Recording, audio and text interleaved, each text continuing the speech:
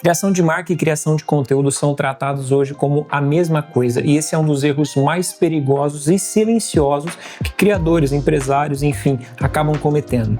Eu digo silencioso porque na superfície parece que tudo está funcionando. O conteúdo sai, os posts têm curtida, os vídeos têm visualizações, às vezes até cresce seguidor, mas por baixo disso tudo não existe algo fundamental, uma associação clara sendo construída. E é aqui que entra a diferença real entre conteúdo e marca. Conteúdo é visível, a marca ela é percebida. Conteúdo é o que você posta, a marca é o que as pessoas esperam de você. E esse é um ponto extremamente importante. Marca não é o que você diz que é. Marca é aquilo que o público percebe sobre você com o tempo, observando padrões. E padrões, eles só existem quando há repetição com critério. Por isso que a marca ela não nasce de um post isolado, ela não vai nascer de um vídeo bem feito, ela não vai nascer de uma frase impactante. A marca ela começa a nascer quando alguém entra em contato com você várias vezes em contextos diferentes e ele encontra a mesma lógica, a mesma análise, o mesmo ponto de vista sobre o mercado, independente do contexto, independente da rede onde você está inserido. Agora repare o que costuma acontecer na prática. Muita gente começa pelo conteúdo, abre o Instagram, o LinkedIn, o YouTube e pensa, o que eu vou postar hoje? A decisão ela nasce do formato, da tendência, do algoritmo, do que está performando hoje. E só depois, se sobrar tempo, a pessoa pensa em posicionamento. O problema é que quando essa ordem está invertida, o conteúdo deixa de construir algo e passa só a preencher um espaço vazio. É como falar muito sem dizer algo reconhecível. E você pode até ser consumido, mas você não é lembrado. Crescimento não é sinônimo de marca. É perfeitamente possível você crescer sem construir marca. Aliás, isso acontece o tempo todo. Pessoas que viralizam, que ganham alcance, mas não conseguem ser resumidas em apenas uma frase. Quando alguém pergunta o que essa pessoa faz, a resposta ela acaba vindo sempre muito confusa. E quando isso acontece, não há marca clara sendo formada. Marca começa quando o público consegue te descrever mesmo quando você não está presente. Por isso que entender a diferença entre criação de marca e criação de conteúdo não é só um detalhe técnico. É uma mudança de mentalidade. Enquanto o conteúdo responde à pergunta o que eu vou publicar, a marca responde a algo muito mais profundo. Que associação eu estou treinando o mercado a fazer comigo? Se você não controla isso, o algoritmo não vai controlar por você. O público vai criar a associação sozinha e quase nunca da forma como você gostaria. Para entender como que uma marca é construída, a gente precisa eliminar a ideia de que marca nasce de criatividade ou de uma comunicação bonita. A marca ela nasce de algo muito mais simples, mas ao mesmo tempo muito mais difícil de sustentar, que é a associação repetida. Marca é o que o cérebro do público aprende a associar a você ao longo do tempo. E o cérebro humano ele não aprende com exceções, ele aprende com padrões. Por isso que um post fora da curva não vai construir marca, um vídeo excelente sozinho não vai construir marca, uma opinião forte dito apenas uma vez não vai construir marca. O que constrói marca é a repetição do mesmo raciocínio aplicado a contextos diferentes. Pense assim, se alguém assiste 3 vídeos seus em dias diferentes, sobre temas diferentes, mas percebe a mesma forma de pensar, a mesma maneira de explicar problemas e a mesma posição sobre o mercado, uma associação começa a ser feita.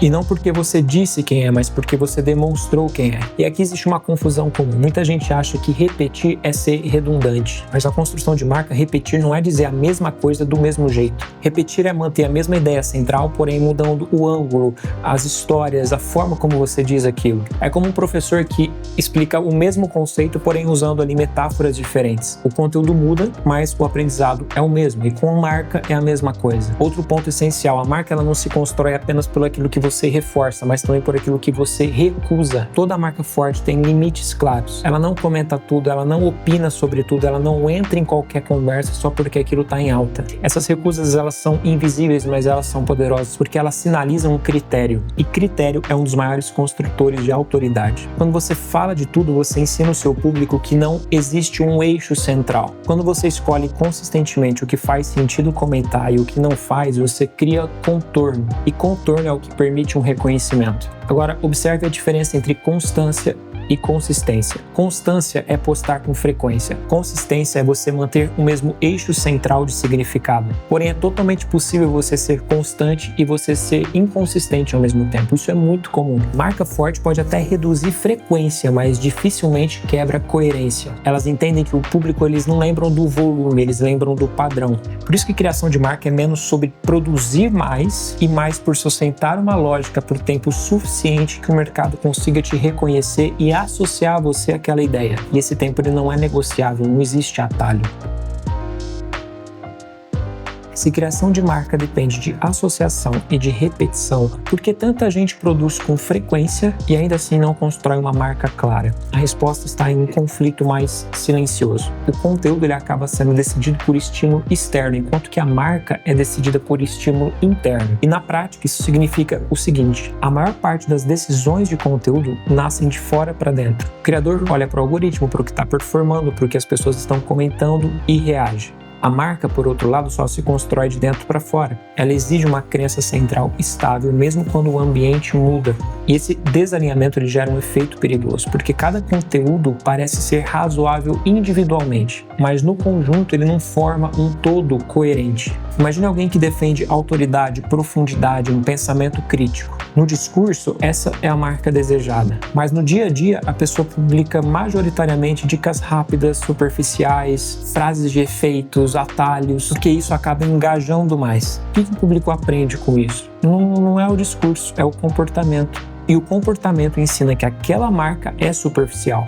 mesmo que a intenção seja outra. E esse é um ponto-chave. O público acredita mais no que você faz repetidamente do que no que você diz ocasionalmente. Outro fator que sabota a marca é a tentar agradar vários públicos ao mesmo tempo. Quando o criador ele adapta sua mensagem para agradar todo mundo, para não desagradar, para poder casar sua mensagem com todo tipo de gosto, ele cria mensagens neutras. Dá um beijinho.